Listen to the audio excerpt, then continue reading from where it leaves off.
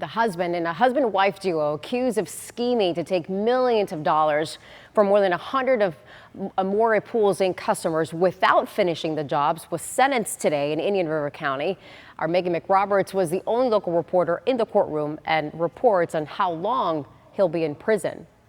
They hired me because I did their friends' pools and things like that. Brian Washburn told a judge Friday he never intended to start jobs he wouldn't finish, and that he and his wife, who both ran Amore Pools, ran into personal and economic hurdles when more than 100 customers complained they wrote checks for tens of thousands of dollars.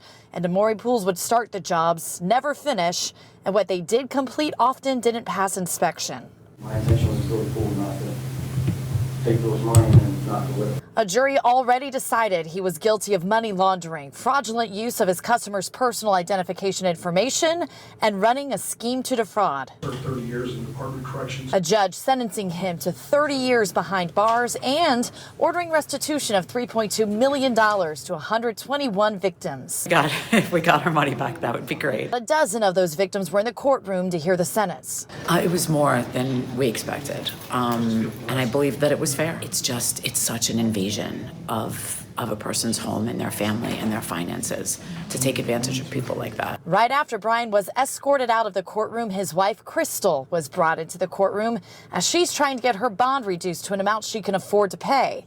Right now, it's set at more than $700,000. Her family telling a judge that the family is faced with the burden of taking care of Crystal's 2-year-old daughter, and she wants to be able to help prepare for her trial, make some money, and see her kids. For the past 11 months, my mother and my 22-year-old daughter, Isabella, have taken on the burden of raising my 2-year-old daughter. I need to be able to prepare for both possible outcomes in my case. The judge said he'd issue a written decision next week. Victims of Brian say they're eager to go back to court when Crystal's trial date is set. But all of the victims have been working towards not letting this happen to anyone else. Megan McRoberts, WPTV News Channel 5.